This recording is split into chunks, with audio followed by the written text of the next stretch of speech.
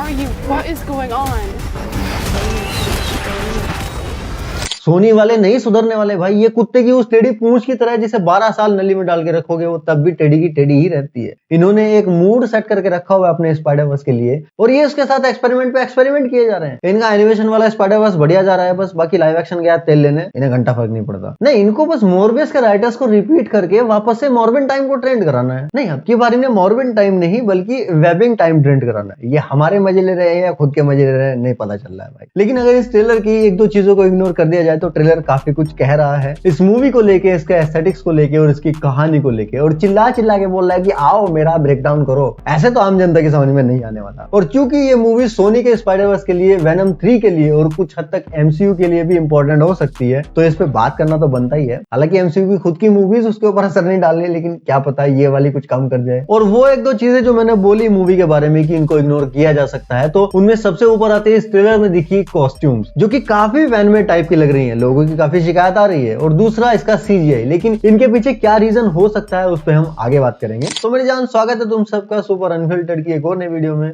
मैं हूं आपका हमदम, आपका दोस्त प्रेम, और इस वीडियो में हम मैडम वेब के ऑफिशियल ट्रेलर का ब्रेकडाउन करने वाले हैं। तो चलिए फिर शुरू करते हैं। इस मूवी में हमें एक दो नहीं बल्कि 5 स्पाइडर बंदे देखने को मिलेंगे। मतलब यहाँ सब स्पाइडी खेल रहे हैं। वो नहीं चल रहा आजकल जैसे इंस्टाग्राम पे सस्ते बॉलीवुड वाले थोक के भाव में मिल रहे हैं, तो यहाँ भी कुछ वैसा ही हो रहा है। यहाँ पे स्पाइडरमैन थोक के भाव मिल रहे हैं। बेसिकली इस मूवी में हमें डकोटा जॉनसन की कैसेंड्रा वेब की ओरिजिन स्टोरी देखने को मिलने वाली है, जिसके पास कुछ साइकिक एबिलिटीज हैं जिनकी हेल्प से वो स्पाइडरवर्स के अंदर झांक सकती है। कुछ अपने चूचे के स्टाइल में कहूँ तो डेजा चू कर सकती है। डेजा चू नहीं बे, डेजा वो मुझे हुई है ना तो डेजा चू ही कहेंगे। अब इसके पास पावर्स तो हैं, लेकिन उनके ऊपर इसका पूरा कंट्रोल नहीं है और अपनी उन्हीं पावर्स पे कंट्रोल हासिल करने की इसकी ये पूरी जर्नी होगी। आज सुबह ही मार्वल एंटरटेनमेंट के चैनल पे डकोटा जॉनसन की एक फीचरेट भी आई जिसमें उन्होंने कहा कि इस मूवी में मैडम वेब की व्हील चेयर तक पहुंचने से पहले की कहानी दिखाई जा रही है। तुमने शायद स्पाइडरमैन की एनिमेटेड सीरीज देखी होगी जहाँ पे मैडम वेब हमें उसकी फुल पोटेंशियल में देखने को मिलती है। वो वाला वर्जन खुद स्टैनली की वाइफ जॉन ने प्ले किया था। ट्रेलर के स्टार्टिंग में ही हम 4 स्टार डाइनर के नाम से एक लोकेशन देखते हैं जो कि एक्चुअल में स्पाइडरमैन की कॉमिक्स में एग्जिस्ट करती है। और यहाँ पे हम एजिकल सिम्स नाम के एक धीमी आंच में भुने हुए सस्ते स्पाइडरमैन को देख सकते हैं, जो कि यहाँ पे उपस्थित इन सभी कन्याओं के ऊपर अटैक करने की कोशिश कर रहा है, क्योंकि इन फ्यूचर ये सारी की सारी स्पाइडर वुमन बनने वाली है। लेकिन इस पॉइंट तक ये स्पाइडर वुमन नहीं बनी है। इसको मैं सस्ता स्पाइडरमैन इसलिए बोल रहा हूँ क्योंकि इसके पास स्पाइडरमैन जैसी काफी सारी उसकी बेसिक पावर्स हैं, उसकी मिलती जुलती। यहाँ तक कि कॉमिक्स में इसके पास सस्ती वाली पीटर टिंगल भी मौजूद है। यहाँ पे हम इसे इसके खुद के स्पाइडरमैन के सूट में भी देख सकते हैं। और इसका सूट एक और हिंट है कि सोनी के स्पाइडरवर्स में हमें आगे चल के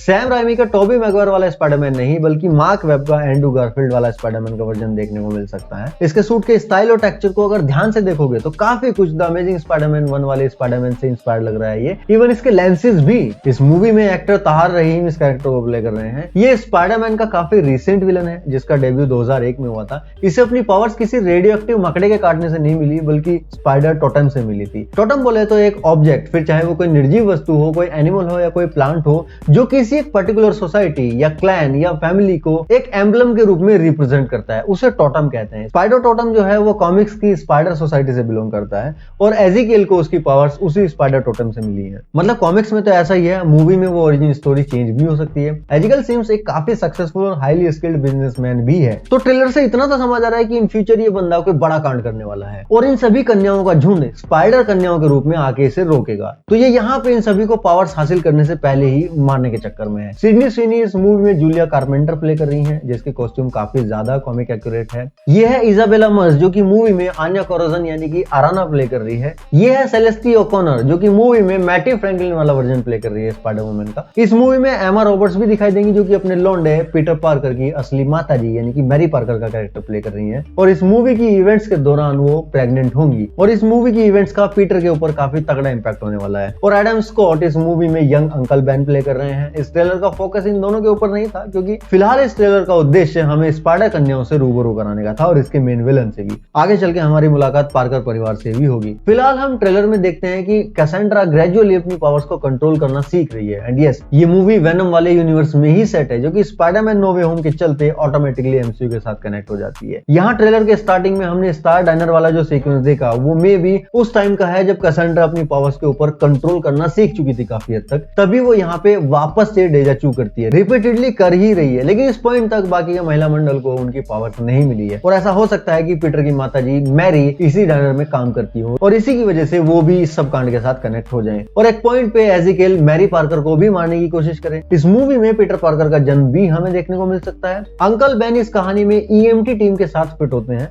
हमने ट्रेलर में देखा कि कैसेंड्रा ईएमटी यानी कि इमरजेंसी मेडिकल टेक्नीशियन यानी कि पैरामेडिक के तौर पे काम कर रही है, ताकि वो लोगों को बचा सके, उनको सही टाइम पे सही मदद पहुंचा सके। शायद अपनी पावर्स का भी इस्तेमाल करती है उस सब के लिए। इसी पैरामेडिक टीम में अंकल बेन भी उसके साथ काम करते हैं। फिर ट्रेन वाले सीक्वेंस में हम देखते हैं कि कैसेंड्रा को वापस से डेजा चू आते हैं और वो पहले ही प्रेडिक्ट कर लेती है कि इस सीन में एजिकेल आने वाला है और इन सभी कन्याओं की बजाने वाला है, तो वो पहले से ही सबको वार्न कर देती है। ट्रेलर में हमें जो भी टेक्नोलॉजी देखने को मिल रही है वो ऑलमोस्ट अर्ली 2000s की देखने को मिल रही है, फिर चाहे वो येलो टैक्सी हो या फिर इस बंदे का पीएसपी, तो शायद मूवी की टाइमलाइन अर्ली 2000 में ही देखने को मिलेगी हमें। ऑब्वियसली चूंकि ये लोग इसको आगे चल के मेन स्पाइडरवर्स के साथ कनेक्ट करने वाले हैं, तो पीटर पार्कर के जन्म से पहले की कहानी रेट्रो वाइब ही देगी। अब चूंकि हमें ट्रेलर में मैटी फ्रैंकलिन देखने को मिली है, तो हमें मूवी में जे जोना जेमिसन का भी एक यंगर वर्जन देखने को मिल सकता है, क्योंकि मैटी जे जोना जेमिसन की नीस है। तो मे भी इस मूवी में हमें आगे चल के एक बार फिर से जेके सिमंस देखने को मिल जाए। नहीं मतलब एंड क्रेडिट सीन की बात कर रहा हूँ, एटलीस्ट एक कैमियो दिखा दो यार। इस ट्रेलर में हमें स्पाइडरमैन के काफी सारे मेटाफोर देखने को मिले, काफी सारी